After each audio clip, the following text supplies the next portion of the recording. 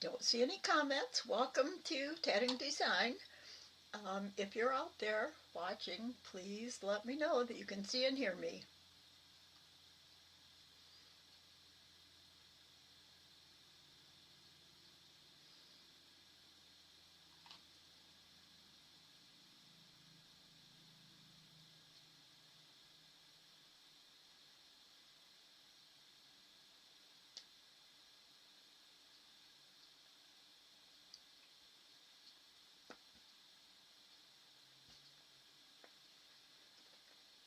Hi, Jeremy.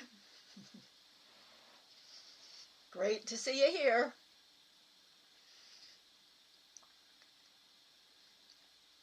How you doing? Oh, how are you coming out with the storm, the hurricane? What's happening or happened yesterday? I hope you stayed safe and well and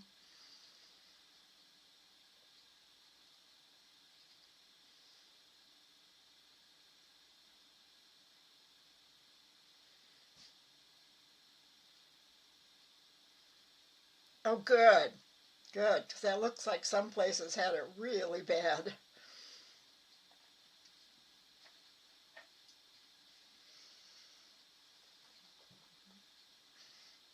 I think today is hopefully going to be a good day technically. I think everything's just mostly rain. Oh, that's good, especially if it wasn't too much. We sure could use some of that out here in Colorado. We've really got high fire alert day again. Started yesterday, so.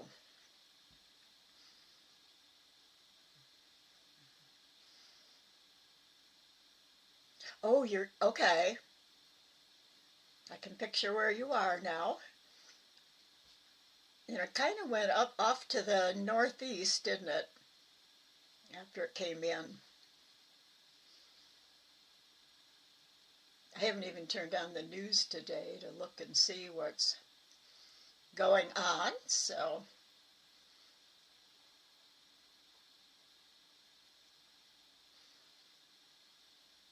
As long as it's just you and I right now, let me check. I want to see. I'm going to switch to my table and see if all my displays, all my things are working here. So I'm going to flip to my table. That looks like it worked. You can see the books I'm going to mention today.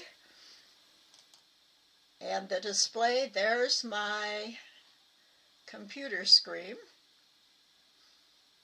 Towards Jackson, okay. Oh, it looks like I have two computer screens, but that's fine. Better than not having that view at all, so.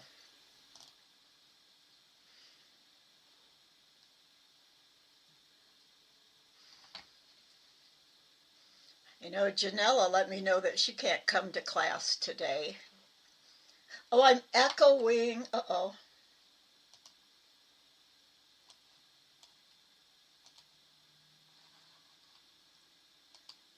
That should be taken care of now. I forgot to turn my computer sound down on my own computer, so hopefully the echo is gone now. Oh, the down shot. How about now? Is the echoing gone now that I'm at the down shot? Oh, that's good.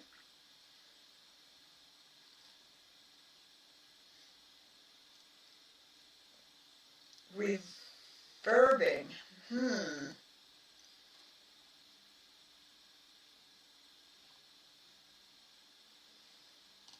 I wonder why.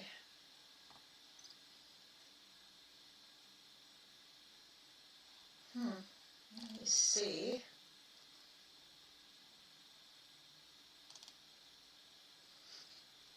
Oh, I got something that said audio filters, and when I clicked it, I got a large picture of the books. Hi, Katia. Oh, what fun! I haven't been fabric shopping in, I don't even know how long.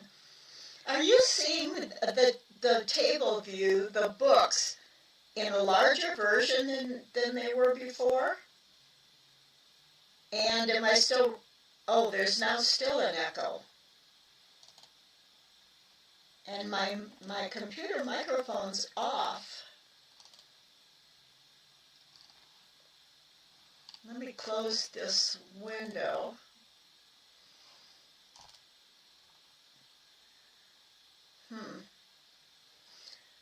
Let me try turning something down. If I turn that down, okay. I've got an audio mixer here and it says camera table. So I'm wondering if you're still hearing me but without the reverberation. Or turn my face back on. There's some echo. Well, hi Dwayne, welcome to class. Oh good, okay. Super. I don't know if I go to the table shot again if it'll echo, but we won't be looking down there very long at all.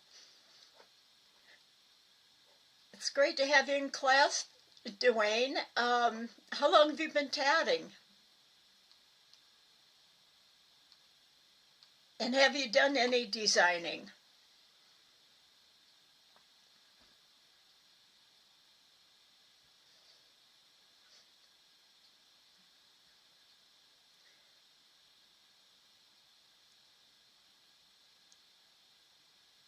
Well, glad you did join us now. 30 plus years, wow. That's a long time. A bit of design, but not, okay. Well, this is a class where you can gain some skills, so we welcome you in. You'll see Katia, who's here. She teaches the needle tatting classes. And Jeremy's, I believe you're one moderator for the regular class, aren't you, Jeremy?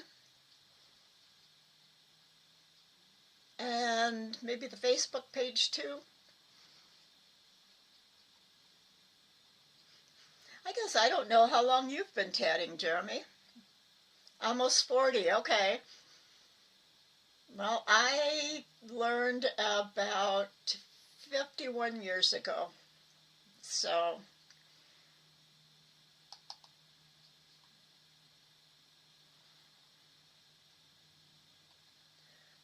well, what time? Oh, it's just 2 minutes after. I think I'll do like Tammy does and wait just 5 minutes and see if anyone else comes in before we start talking class things. Self-taught. I was too. I used to watch my grandmother tat all the time, but we only went up there every summer for 2 weeks. I was actually born in the Upper Peninsula of Michigan, and that's where my grandparents lived. And we moved down to Grand Rapids when I was 2, and then we'd just go visit every 2 weeks. And so when I was up there, I'd watch her. Oh, she tatted so fast, her fingers would fly, but she never taught me. And she used real tiny, must have been size 80 tatting thread. So, but I did inherit her celluloid shuttles, and when I was in my early 20s, I decided I wanted to start learning, and I had a heck of a time finding any place. I finally came across, well, of course I had the Coates and Clark's Learn How to Tat book, and then I found two other books, and it still took me a long time to get the flip, so. And then it must have been about 2000, I think 4 or 5, when I found George's classes and watched. But through the years, I kind of was an off and on doing tatting. A lot of times it just sat and I didn't work on it at all until the early 90s, when I started really teaching and designing tatting. Simple designs for beginners. So.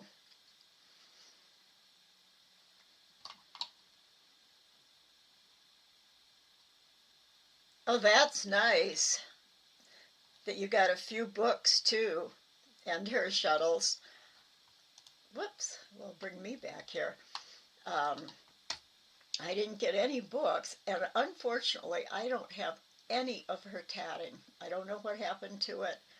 I have a feeling my grandfather probably just gave it all away. Um, Luckily, I did get the shuttles, but there was one other thought that went through my mind, but that's gone now, so. 150, oh my word, that is tiny. I've only done one thing, just an edging, just ring and chain edging in size 80, and then I switched. I mostly tat with size 20 now. But that's wonderful to tat with that fine thread. Okay, let's get started. Um, yes, what project are you making? Well, your eyes can still see it, yes.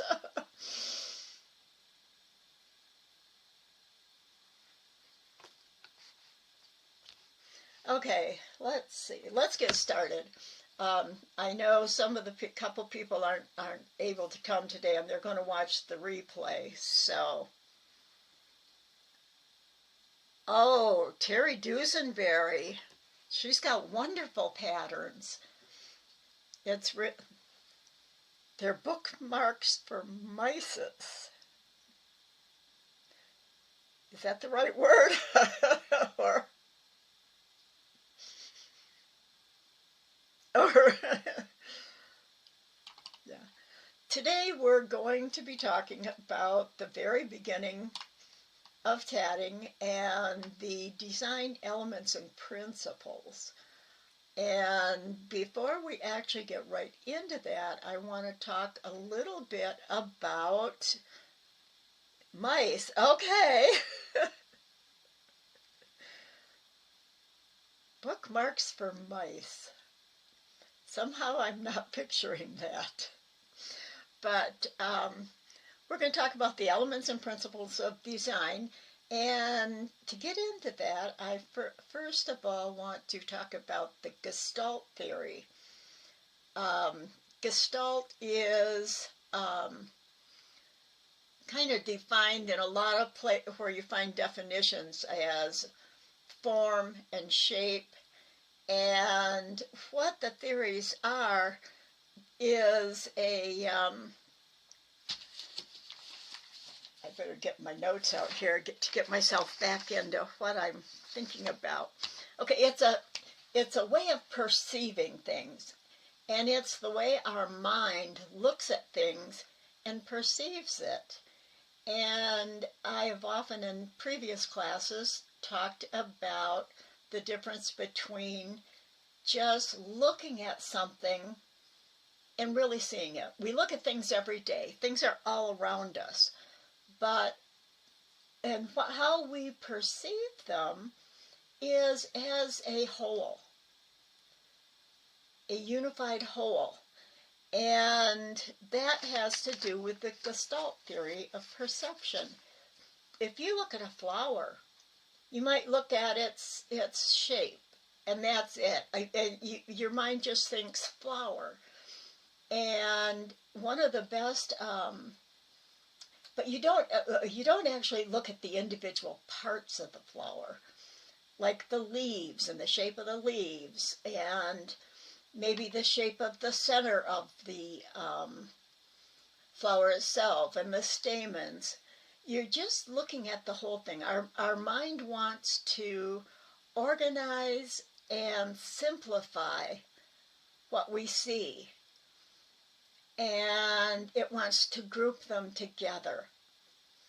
Another good analogy that I've seen is think of a book. When you look at a book, you look at, oh, there's a book. You might pick it up and read it, but you don't really look at and think about the spine, the covers, the individual pages, and all the parts that make up the book.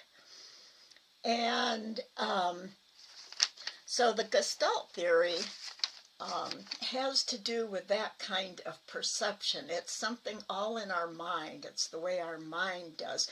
If you've ever looked at clouds and seen like a dog in it or a cat, you're seeing shapes, familiar shapes, recognizable shapes. And that's the way you have to look at things, is look at their individual parts in order to design them. Everything around us is made up of shapes, starting with lines and then shapes, and those are in the principles and elements of design. They're actually, the shapes are the elements, one of the elements. And another thing we look at in Gestalt theory is proximity, similarity. So let's go. Anybody have anything else to comment on the Gestalt theory and things that you've noticed yourself?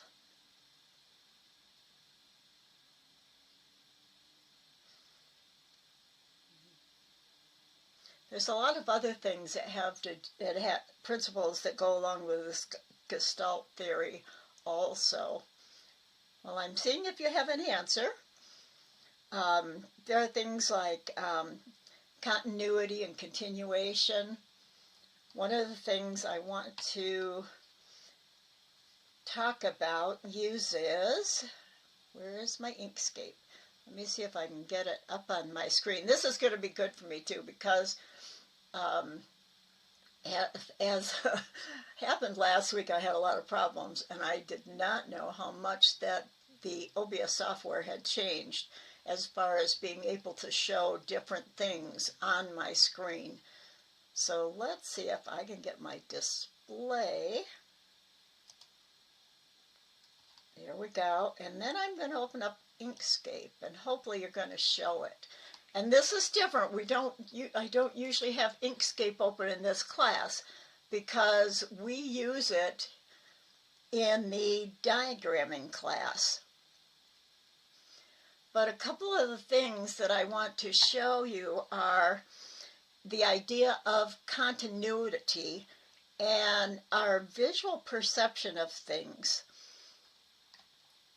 I'm going to go to the stroke menu, and I'm going to just get a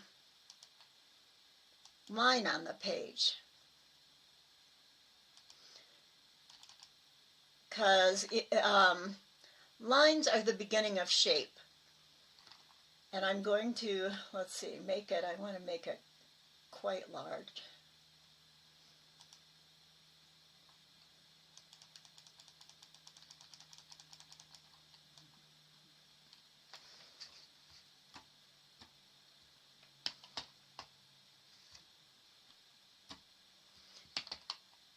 Can you see that pretty well, that line? Make it a little bigger. We see this as a continuous line. But if I go into the stroke style and I change it to, use this. When you first look at this, what do you see?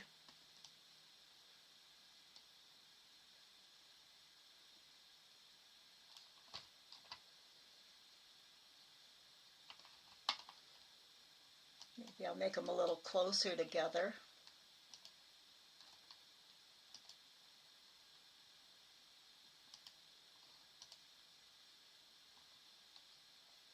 When you first look at this, do you still see a line?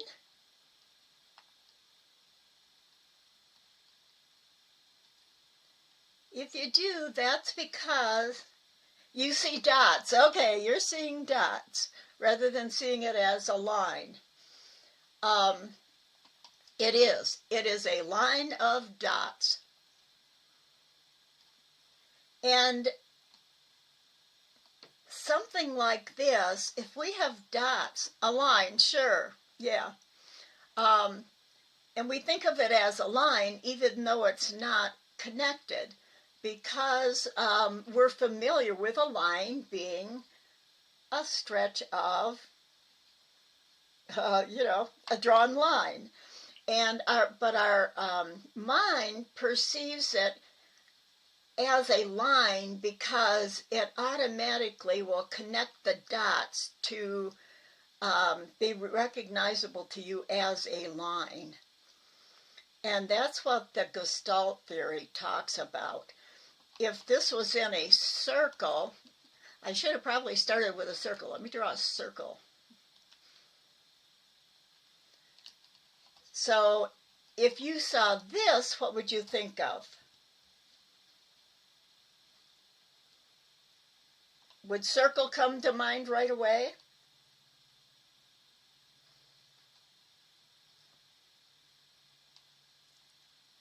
Because even though it's dots, our mind sees it as a circle. So if, for instance, we had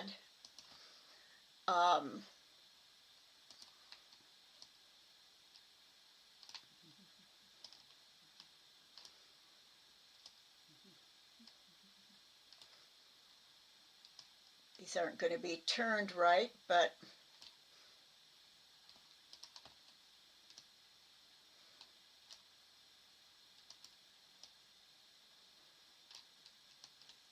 if these went all the way around, if the circle was gone and these went all the way around, let me copy this one over here.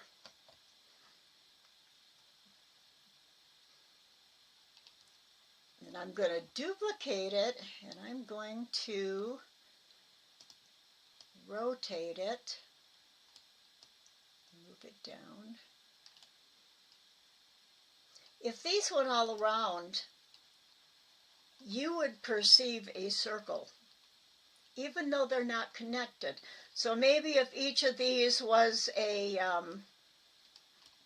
say it was a clover, and then there was another clover here, but they weren't, they had space in between them and all the way around, you would still perceive a circle.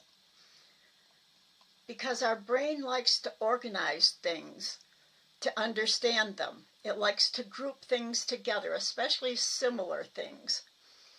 So this is what we're talking about with the Gestalt principle. And the reason now that I started with that is because we're going to look at the elements and principles of design. I'm going to bring up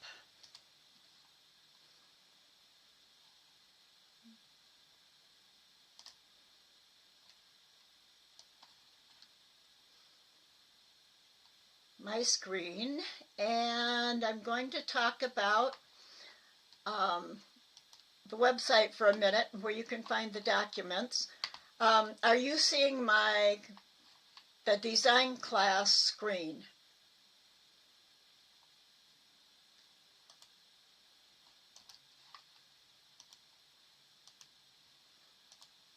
Oh, there you go. I did have to switch to a different, okay.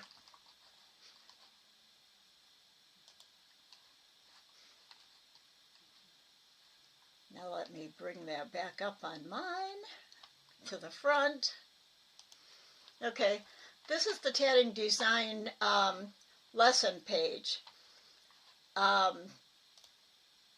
We could start at the the home page isn't working and I don't have my, now that's interesting.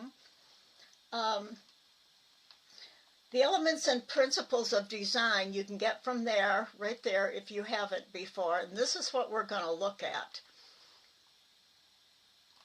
are the elements and principles of design. Now, these are guidelines. A designer, an artist, maybe we're talking about an architect or somebody who's designing machinery. They all might use the elements and principles of design, but they don't think about them right in the beginning a lot of times as they're creating their first prototype, their design. Often that they're used subconsciously once you know about them, and they really can help if you're having a problem with the design. Sometimes you'll look at a design and it's like, I like it, but something is off. Something doesn't feel right. Now that goes back to our perception of things. We do like things that are symmetrical, and if it's asymmetrical, it needs to be arranged in a good way that it doesn't disrupt the entire harmony of the whole thing. And so if you're having a problem with design, maybe it needs, you can look at the elements and principles of design, and it can help you. The first one is line and point. And of course, point is a dot, and the dots connected together form a line. And then there's shape or form, space, texture, color, and value. We'll be talking about all these through the semester. These are the building blocks. They're what you use. Everything, I mentioned shape earlier with a flower. Everything you look at or see is composed of shapes. And they might not look like recognizable shapes, but when you're going to draw something or sketch something, you're going to look for the basic shapes, and we'll be doing that. And I'll show a little bit of it today. And what you do is the principles of design are used to manipulate these by using the principles of alignment and proximity. Proximity, that was one of the principles of the Gestalt theory. We use balance, contrast, opposition, emphasis, repetition, pattern, and rhythm. One of the Gestalt principles is that we recognize patterns. Repetition can create patterns, and patterns are something that we recognize and can make sense of.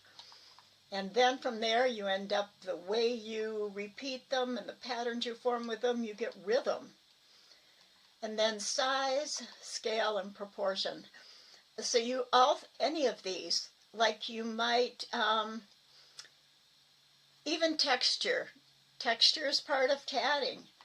You might make large texture, big loops and layers, or you might do the typical flat tatting. The denseness, how close together the elements are and how far apart. The denseness or the airiness, that's a texture. And so as we go through our designing, we'll be talking about all of these. We're going to talk more about shape and form today. But now you may look, usually I've seen these 6, or sometimes there's 7 elements, these particular elements. Sometimes you'll see 5, sometimes you'll see 7. And that too depends upon the field of study, whether it's an architect or an artist drawing, or maybe somebody designing,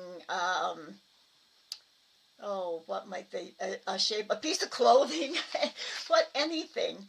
And I've seen up to, sometimes these are listed separately. Alignment and proximity are listed separately. Repetition, pattern, and design are each considered separately. And then you may see others. There are some of what I've got below here you'll see listed as principles of design, like a focal point or dominance or variety. And the reason I haven't put them up there, and a lot of people don't, like I said, it really, these can vary from 7 to 12 even, just depending upon the field of study. To me, when you use these to arrange and manipulate the elements, you create a focal point or a center of interest. You create dominance by something, maybe the size of something or the color it is makes it dominant in the tatting. Movement and flow. Movement is sometimes classified as a principle, but movement is created.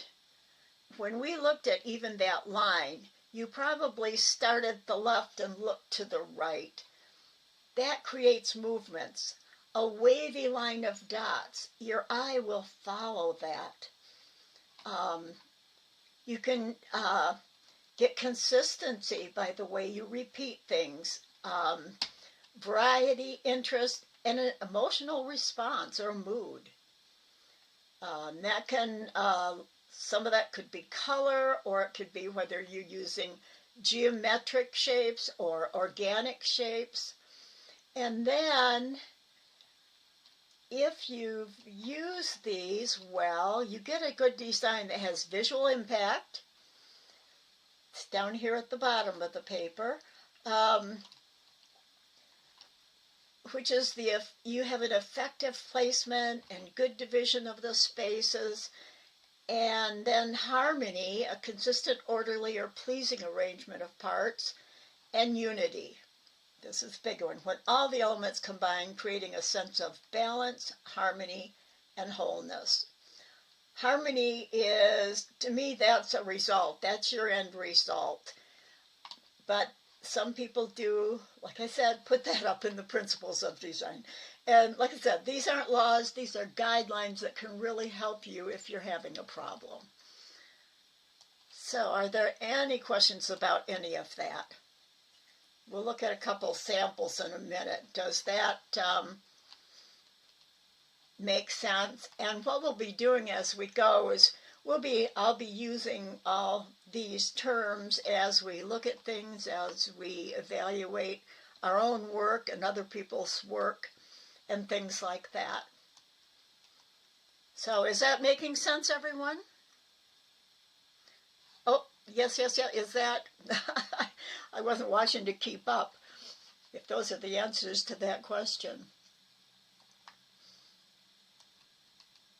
Okay, I'm going to close that down, and we're going to go to, whoops, that's not what I wanted yet. Oh, I could take you here just so you know. This is, it makes sense, good. I guess what I wonder then too, have you ever thought about designing tatting in those terms? More than just the outside shape of it, like if it's a circular doily or a square motif. Have you really thought about the shapes that make it up?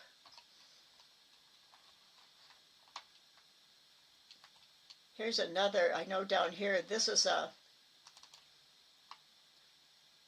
kind of a nice little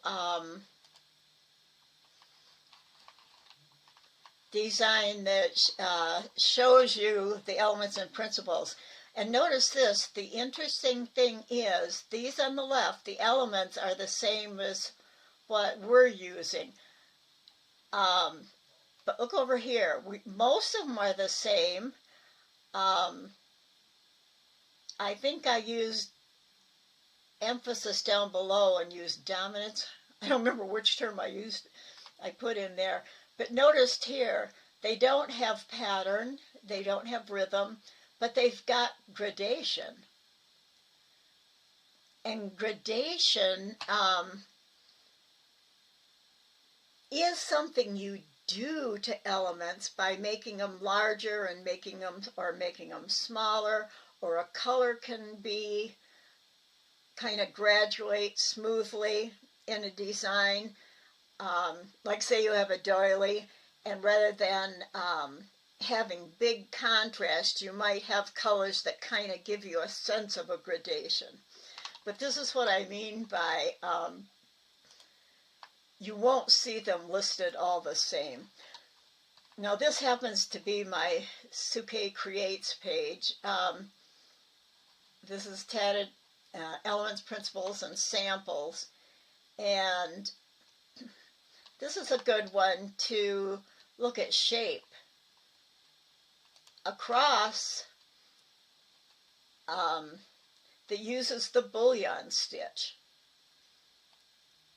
And you would think of it, I think a lot of us would think of it as a cross, even though a cross really, you tend to think of it just being straight and not a shaped ends like this. And that, doing it this way gives it a unique look rather than the a cross like this that looks more straight. All of these look more of a straight, typical. And there's a lot of like straight, typical crosses out there, so it makes it harder to come up with an original design of your own. Whereas if you do something like this, especially using bullion stitches, and this is crossed by Ruth Perry. Her real name is Rosella Linden, but she's always gone by Ruth Perry for tatting, and I don't know how many other things. So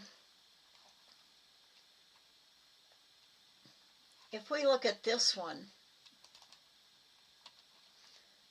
what do you see in this one? What shapes do you see?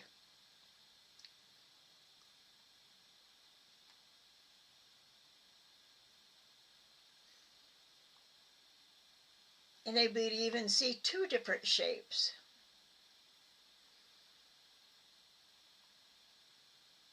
And what element is your first thought when you see this?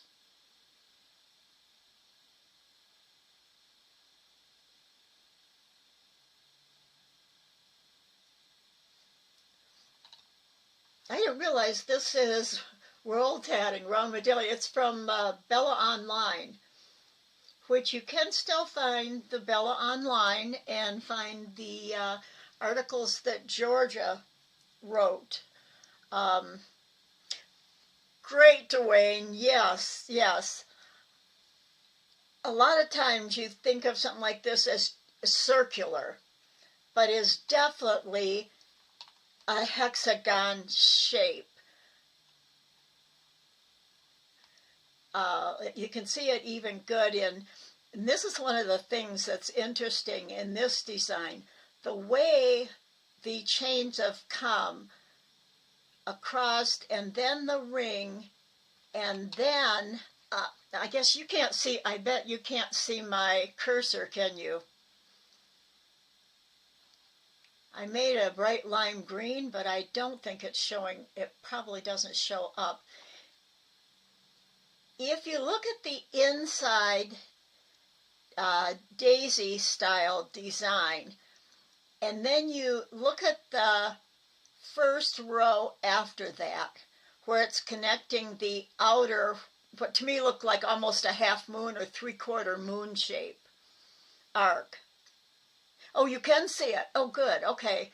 Notice that instead of connecting with just a plain chain, which would give you the curve of a typical chain, it comes out, and because it's a short stretch, and it has then the ring that connects and another short stretch, that gives you the look of a straight line if you just look at the chain and not the little ring. A straight line from one outside motif to the next, to the next, to the next. And if you look at that, you can see the 6 sides of a hexagon. You can also see it on the outside. 1, 2, 3, 4, 5, 6. If you connected the outside center picot of each of the outside half moons across to each other, you got a hexagon. You can divide them down, and that's how you start designing. You would put the shapes that you like down, and then figure out what fillings you're going to put in the center. And when you're a new designer, now some people, it comes natural to them. They can sit down and just tat and visualize in their head how this is going to look. Some people can't. Some of it is, it can be just because you just really cannot see those. Visualize in your mind. It's like the different types of learners. People who learn best by reading, or people who are very visual and can picture things in their mind. I met a tatter at Palmetto's Tat Days, and all of a sudden I can't think of her name, and I didn't think of it earlier to look it up. She cannot see things like that. She has to see a picture of it. She can't visualize it in her mind.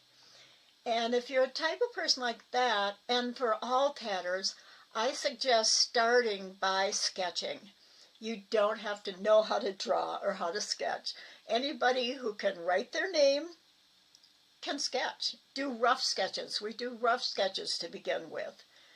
And because tatting has to do with so many typical shapes, that I think that can make it a little easier to identify the shapes. So this is how we've got lines in here. We've got hole shapes. We've got the teardrop ring shapes. There's repetition in here.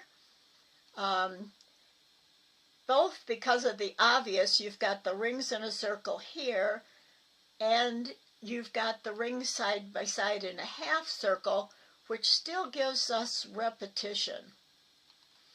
Now this is a very even symmetrical, so even when I was talking about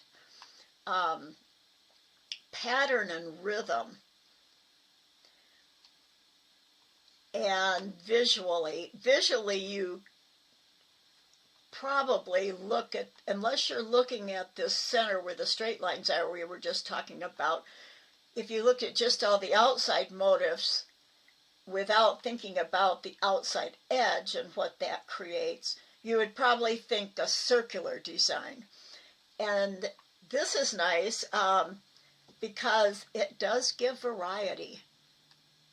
The hexagonal shape that is more geometric and the more organic shape of the curves and the center circle. Well, although we do have a circle, which is a geometric. So we've got a lot of variety in here, but because of the repetition, we have kind of a pattern and a lot of interest. Space, one of the elements too. The spaces are really interesting in this design. The ones right outside the center. They really kind of highlight both the outside edge and the center circle by having that space around there. Some designs, if they're too much going on, your brain doesn't know where to look first. It doesn't have a flow. We're seeing a visual flow. You're looking maybe at the center first and going out. And then your eye might be going around too, which are very simple eye movements around. If you've got too much, your brain is getting confused. You're probably going to say, there's something about that design I really don't like.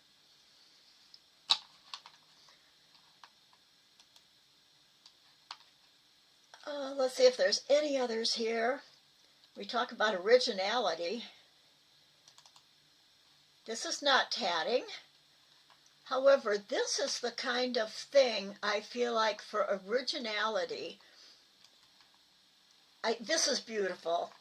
And this, of course, has the I probably won't be able to remember. Maybe one of you remember what the name of this is, the spiral. It's just off my brain.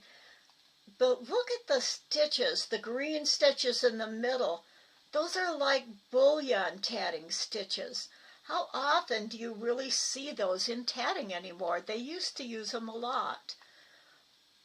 And we need to start, for originality, we need some really, really new thinking and new designs that really bring tatting into the modern century. And the colors in this. Yes, the nautilus, the shell spiral. Yes. It also has another, not the Patagonia, the escargot in French, yes. I'm thinking more about the, I won't, I didn't plan this particular part of the class as far as talking about this particular design, except for originality. Is it Pythagorean spiral or something like that? It has a name. Anyway, this is a really unique, original interpretation of a spiral. And that's it! Thank you, Dwayne. I was close. Pythagorean. And we can take a look at that sometime. I do know that, I'm not sure if it's online, when, was it Kate? Anyway, there may be a design class when I wasn't teaching that talked about that and how you come up with that. Yeah, thank you greatly, Dwayne.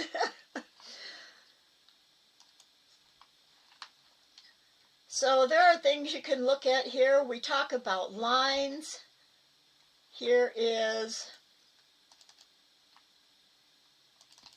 this also was a Bella Online article that Georgia did about the bullion knot. Here we see the bullion knots. And this is also when we talk about lines, the kind of lines. You need to really think about the different kinds of lines we can make in tatting. The different kinds of chains. There are a multitude of them. When we spend a class talking about just chains, there is a chart that Mooscan put together years ago when we were doing when I was teaching the tatting design class in the Chatsy format. We talked about chains and lines, and she put together an entire page of different kinds of chains for us. And it is on her website, Tips Around the House or Home. So are there any questions about that? Is it starting to pull together as to how these all fit together? Another way you can use lines, right here. This happens to be my tree pattern. And just curved lines, organically curved lines, make a triangular shaped pine tree.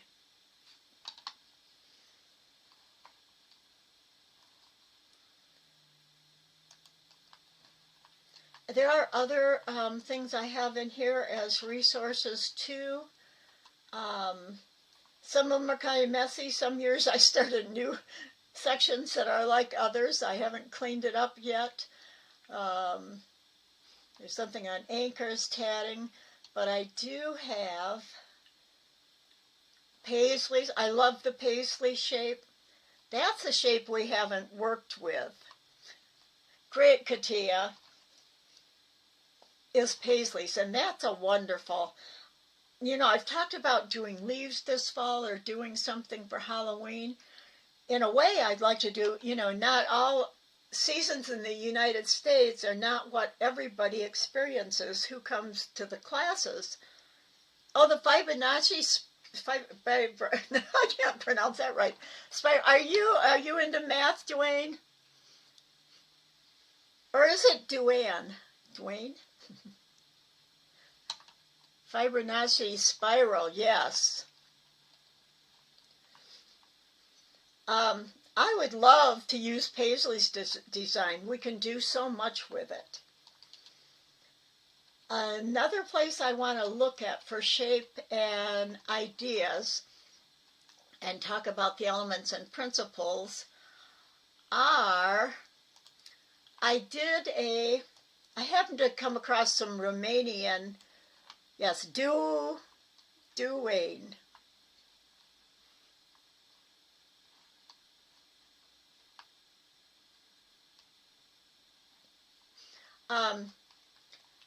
Some Romanian point designs, and they do such creative things, and I feel like we need more of this in tatting.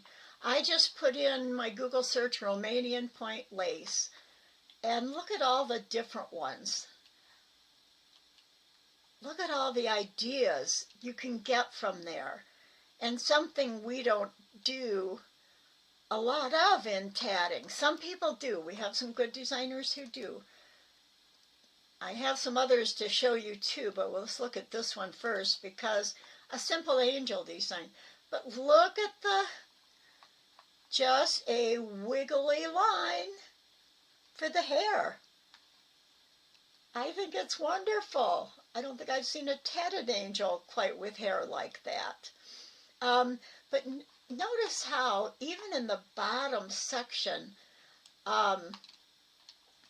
guess it doesn't go up any farther. There's 3 sections of the skirt that are the same, and then the front one is different. Notice how even on the end of the sleeve, it's different. Now that's a typical thing to do. So let's look at a couple of these other ones. Look at this butterfly. Look at the different shapes in this and the different stitches. You've got the repetition of I'm going to call them rings, and the way the long picots are used in the bottom leaf, along with what looks like a Clooney in tatting. And that's the same one. Oh, this one, look at this composition with a squirrel. And look at all in the tail, how curvy it is and unique, and the different stitch techniques that are used inside of there. Now we don't have all those different stitch techniques, but we do have enough different things that we could make each one a little different. And look at the leaves. The interesting thing to notice too about the leaves is that they aren't all the same. This bottom left one has 1, 2, 3 on this side, and the point, and 1, 2 on the other side. And then the next one has kind of 2 hooked together, another set of, almost looks like 2, and a small one, and even the outside design are irregular shape. We need to start thinking more about this type of thing as designers. And even the curve of the branch, these all add together to make a beautiful design. Yes, not something you might want to start with as a designer. But look, when we start talking about shapes, if you were going to, I don't know if I have that one up here. Actually, I think it's in my Pinterest. Let me look under, I know I've got a shapes down here. I guess what I want to ask you, if you were going to draw a cat, maybe just a cat sitting and facing you, if you have a piece of paper sitting next to you, put it down on the paper and start the way you think you would start drawing a design. You know what? I'm going to switch to... Do all of you have, do you have a piece of paper and a pencil or pen near you?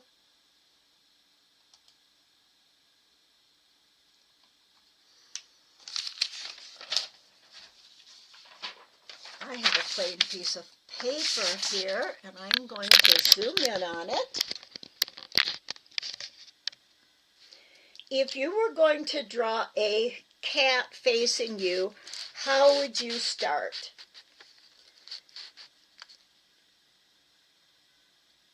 Can you just kind of tell me where you would start, what you would do first?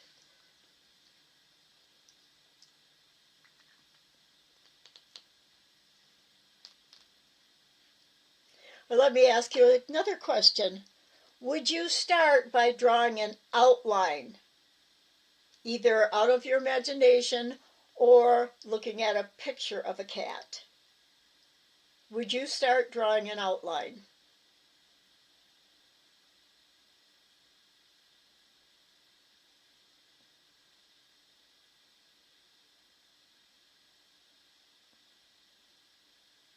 Okay, that's a great way to start.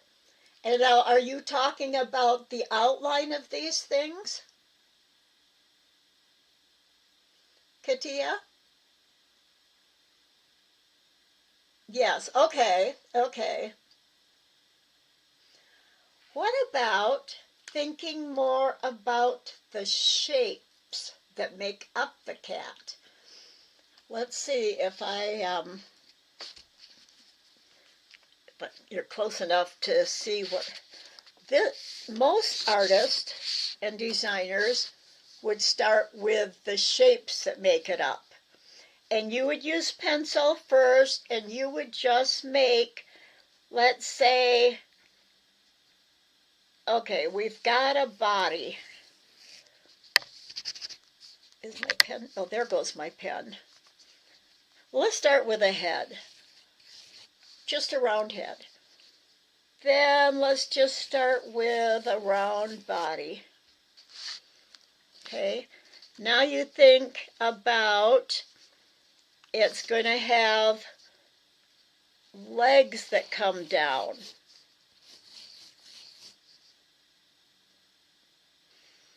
And it's going to have the tail that goes out. Now you could do obviously just a simple chain, but you might think of it more as a filled-in shape. Or maybe you're going to have it come down around here. But this way you can see the actual proportions and how it's the proportions of it. Then obviously we're going to put triangles on for the ears. And all of these can be changed later. And then you're going to start drawing it in, maybe shaping it a little more, a little skinnier, a little neck, then out, and then it's got its like haunches kind of right there, the legs, and then it might have little feet. I don't know which direction they'd be facing. And then with the face, a lot of people will draw, I'm trying to think of the proportions right now. Usually maybe the nose would be, now these are all going to be pencil lines that you can erase later. Here's where you can put in, maybe the eyes would probably go right here. Kind of beady eyes. And then you have a little triangular nose. And then a little mouth. Can you see how this can make drawing something so much easier if you break things down into their shapes rather than try an outline. If you draw an outline, it's hard to even get the whole thing without, I think, starting over and over again. Now, that's not to say everybody, because there's exceptions to everything. Some people, now I know that Jean Eberall, you know all the cute little designs that she designs, she simply looks at a picture, gets her tatting shell in her hands, and starts tatting. And that's a wonderful way to design if it works for you. But you still have to have something on paper to, if you want a diagram of it. So here's where you can start out, is by using shapes. Let's say I want a bear. Think about a bear. You would have a rather large body, a head probably about right there. Now I've seen people either use like the kind of ovals that I use down here, but I've also seen somebody just use squares, so I'm going to run into my cat, and put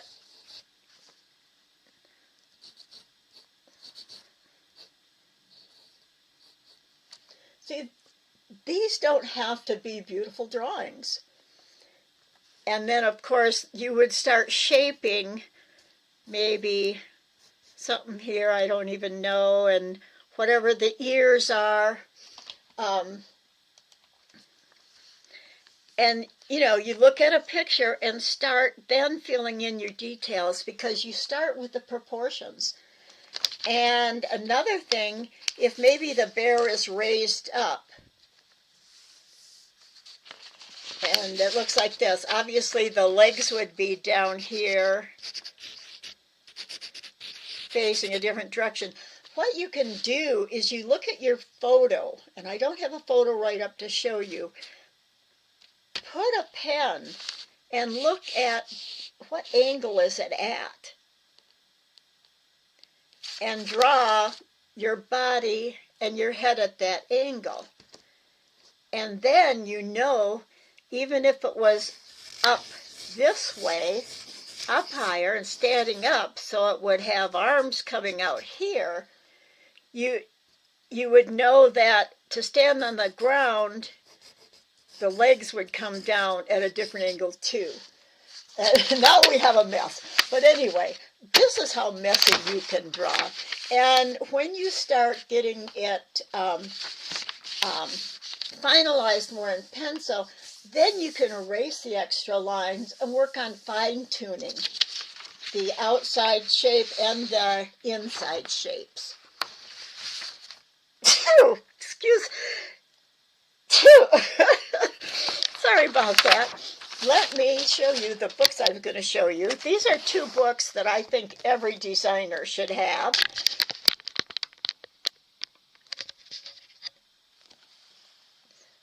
The first is Elgiva Nichols' Technique and History. And one of the things she talks about in here is the shapes of tatting. She's doing very simple shapes. Take your typical clover. You can always fill a triangle shaped area in with a clover. And obviously this is a very simple way of doing it. And this is like the four ones in a square. Even without that dotted line square around it, we would see a square. The daisy, we see the outside edges as a circle. So if you don't have this book, here's where she started putting the triangles together. It'd be like motifs for a tablecloth. She's only got 2 pages on this. And there you go with a hexagon. and a triangle, and then motives together. And this book, if you don't have it, does everybody, all of you have this book? I mean, this book has got pages of pages of, starts out with simple, and the names of them. And this one is this picture is called Building Rings into Lines, because rings themselves form a line. If I glance through this book, you're going to see there are just, oh, and she's got pages, some how-to pages, the ideas in here and what she has done. She's got diagrams in here for things. Is just amazing. There's her heart. And if you look at this one, we've got a hexagon in the middle. The 5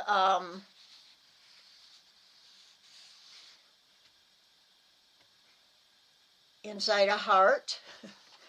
So this is the type of thing we want to start looking at tatting with that seeing. You always forget about that. Yes, it's a wonderful resource.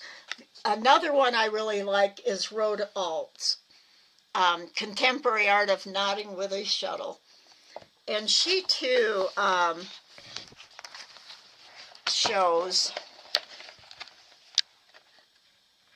there's your square and your triangle and things like that. You can see how important it is to building a design.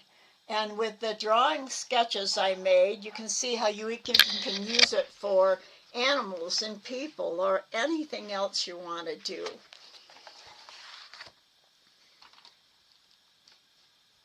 And that's about it for today. I hope you enjoyed the class. Are there any questions or comments? And I'm always asking this question, would anybody like to work with designing paisleys this year? It's amazing what you can design out of paisleys. You can make leaves, you can make flowers, you can make angel wings. There's just so many things. Just put a few of them together and you start getting all kinds of shapes. You can make a triangle out of paisleys. And what I like about them is you're working with a point on the end, you're working with like a circular end on it and curves, and it really does make for a nice learning experience. And reminds me of that shell design, the way you can put different kinds of stitches together. French curves, yes. Yeah, that's what I'm going to do. I'm going to forget the leaves or the Halloween. Let's concentrate on paisley shapes and what we can do with them. I want you to get you to thinking about unique techniques.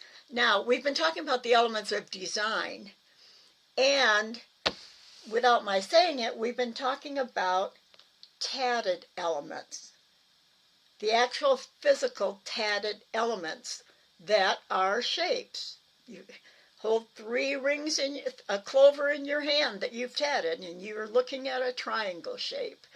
So we're talking about elements as far as design elements, and we'll be talking about how to form those elements into the shapes, and using techniques that aren't used in the mainstream. Like the bullion stitch, or like the one of them I want to try using more of is Nanetta's treble stitch that she just put out her new book on. There are so many techniques that just aren't used that much. Also, I was talking, do any of you crochet? I was talking to a tatter at Palmetto's about, they used to combine tatting with crochet They used to combine it with needle lace. They used to combine it with other things. And it would be nice to bring back that nice way of combining the different things together. Although there's so much we can do just with combining all the different kinds of chains and all the different, you know, the square rings, yes. Yep, I do too. And you don't find new patterns anymore like that. So there's so much opportunity when you're designing tatting. Hi Anna, welcome. We're just finishing up. I haven't tried the crow tatting. I know I've read about it. And I know you've been doing that, haven't you? And that's easy to switch from crochet into tatting and combine them. Yeah, we're just about at the we're at the end of our hour, Anna. So I hope you're able to watch the replay. Right, Jeremy.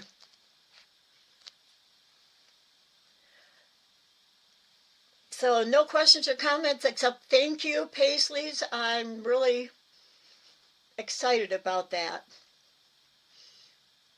So we'll start next week talking about how we're going to do our Paisley, talking about, I think we'll talk about making corners, the different methods for making corners, and do some experience. Well, that works. It's nice just to have you stop in and say hello, even if it's the end of class. I'm glad you at least stopped in, Anna.